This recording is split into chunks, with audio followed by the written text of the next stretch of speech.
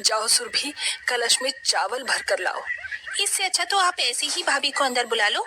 चावलों का नुकसान करने से क्या ही मिलने वाला है। एक कलश चावल, पता है, एक समय का खाना है हम सभी का। कावेरी उसे चावल लाने के लिए कहती है, जिसके चलते सुरभि कलश में चावल ले आती है। ये भी कोई रस्म है? चावलों का नुकसान करवा लो बस। सुरभि उन सभी चावल को दोबारा से कलश में भरकर चावलों के डिब्बे में पलट आती है। ये देख नंदनी को बहुत अजीब लगता है। नंदिता, तुम परेशान मत हो। तुम्हारी नंद बहुत ज्यादा कंजूस है, लेकिन दिल की बहुत साफ है। चलो मैं तुम्हें तुम्हारा कमरा दिखा देता हूँ। मयंक नंदनी को अपने कमरे में ले जाता है, जिसके बाद वो अपनी साधारण से कमरे को देखकर अपनी माँ और अपनी बहन के पास जाता है। अरे माँ, मैंने अपने कमरे को गुलाब के फूलों से डेकोरेशन करवाने के लिए बोला था। सजाने के लिए गुलाब के फूलों का नुकसान क्यों ही करना है भाई? आपका कमरा तो पहले ही बहुत सुंदर है। हे भगवान, मैं क्या करूँ तुम्हारा। जाओ सुरभि, एक गिलास दूध लेकर आओ। अपने भाई के कहने पर सुरभि रसोई में जाती है और दूध गर्म करके एक छोटे से गिलास में अपने भाई को लाकर दे देती है। ये लो भैया दूध। ये क्या, इतने छोटे गिलास में दूध लेकर आई हो? इतने से दूध में क्या होगा? आपको पता है ना, दूध का दाम बढ़ गया है। अगर आज बचाएंगे तो कल पियेंगे। मयंक को गुस्सा आता है, लेकिन वो अपनी बहन से कुछ नहीं कहता। वो चुपचाप अपनी सुहागरात बनाने अपने कमरे में पहुंच जाता है, जहां वो अपनी पत्नी नंदनी के साथ सोता है। और अगले दिन जब सवेरा होता है तो वो दोनों बहुत खुशी खुशी अपने कमरे से बाहर आते हैं। अरे इतनी लेट कौन उठता है भाभी? आपको तो सोचना चाहिए कि आपके ससुराल का पहला दिन है। दरअसल रात इतनी लंबी थी कि पता ही नहीं चला। खैर कोई बात नहीं, मैं अभी सभी के लिए नाश्ता बना देती हूँ। नंदनी अपने हिसाब से सभी के लिए नाश्ता बना देती है। नाश्ता करते समय सुरभि और उसकी माँ कहती हैं, बाप रे बाप, देखो तो सही, कितना सारा तेल और मसाले डाले हैं सब्जी में। अरे एक ही दिन में घर का राशन खत्म करने का सोच कर आई हो क्या भाभी? रोटियां इतनी मोटी मोटी क्यों बनाई है? रोटियां पतली होनी चाहिए। चलो मैं अपने ऑफिस के लिए निकलता हूँ। मयंक अपने ऑफिस के लिए निकल जाता है, जिसके बाद सुरभि अपनी भाभी से कहती है, भाभी अच्छी खासी घर में आई हो, इसका मतलब ये नहीं कि धुआंधार राशन उड़ाती ही जाओगी। थोड़ा बचाकर चलने की कोशिश करो ताकि राशन थोड़े और दिन तक चल सके। ये सुनकर बेचारी नंदनी को बहुत अजीब लगता है। कोई बात नहीं नंदन जी, जैसा आप कहती हो मैं बिल्कुल वैसे ही करूंगी। नंदनी को अपनी ननंद की कंजूसी बिल्कुल पसंद नहीं आती, लेकिन नई बहू होने के चलते वो अपनी ननंद की सारी बातों को मानना शुरू कर देती है। ऐसे ही कुछ दिन बीत जाते हैं और एक दिन मयंक को 1 साल के लिए बिजनेस के चलते विदेश जाना पड़ता है। उसके जाते ही नंदनी एक दिन काम करते करते बेहोश होकर गिर जाती है, जिसे देखकर कावेरी घबरा जाती है और अपनी बेटी से कहती है, अरे बेटी ये क्या हो गया है बहू को? जल्दी से डॉक्टर को फोन कर। डॉक्टर को फोन करने की क्या जरूरत है? आपको नहीं पता? ये तो खुशखबरी का संकेत है। मैं अभी दाई माँ को बुलाती हूँ, सस्ते में निपट जाएंगे।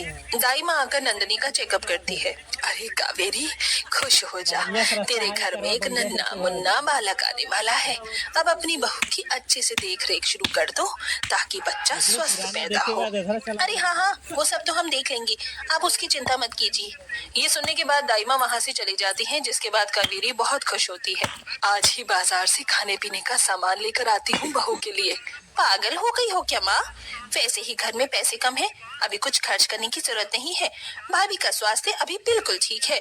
बाकी मैं भैया को फोन करके बता दूंगी तो वो पैसे भिजवा देंगे। सुरभि ऐसा कहकर अपने भाई को फोन करके अपनी भाभी की प्रेगनेंसी के बारे में बताती है, जिसके चलते मयंक बहुत खुश होता है। ये तो बहुत अच्छी खुशखबरी है। देखो, अपनी भाभी का अच्छे से ख्याल रखना। उसके खान पान में कोई भी लापरवाही नहीं होनी चाहिए। मैं तुम्हें पैसे दे देता हूँ, खाने का सामान ले आना। मयंक काफी सारे पैसे सुरभि के अकाउंट में भिजवा देता है, जिसके बाद सुरभि अपने अकाउंट में इतने सारे पैसे देखकर खुद से कहती है, अरे वाह, इतने सारे पैसे! इतने सारे पैसे तो मैं अपने लिए नई नई ड्रेस में लेकर आऊंगी, अच्छी बूट्स ले आऊंगी और मेरी जरूरत का सारा सामान भी आ जाएगा। सुरभि ऐसा कहने के बाद अपनी जरूरत का सारा सामान ले आती है, लेकिन अपनी भाभी के लिए कुछ नहीं लेकर आती और साथ ही अपनी माँ के लिए भी कुछ न कुछ ले आती है, ताकि वो उसका मुंह बंद कर सके। अरे बेटी, तेरे पास इतने पैसे कहाँ से आए? ये बनारसी साड़ी तो बहुत महंगी होगी। अरे माँ, आप आम खाओ, गुठलियां मत गिनो। सुरभि इस प्रकार अपने भाई से हर दूसरे तीसरे महीने पैसे मंगवा लेती है और सारे पैसे अपने ऊपर ही खर्च कर देती है। इसी के चलते वो अपनी भाभी को खाने पीने का कुछ नहीं ला कर देती। एक दिन नंदनी अपनी ननद से परेशान होकर अपनी माँ को कॉल करके उन्हें अपनी परेशानियों के बारे में बताती है। क्या बताऊं माँ, मेरी ननद तो मेरे पति के भिजवाए हुए सारे पैसे खुद पर उड़ा देती है और इतनी कंजूस है कि मुझ पर 1 रुपया तक खर्च नहीं करती। ये कैसे खानदान में तुमने मेरी शादी कर दी?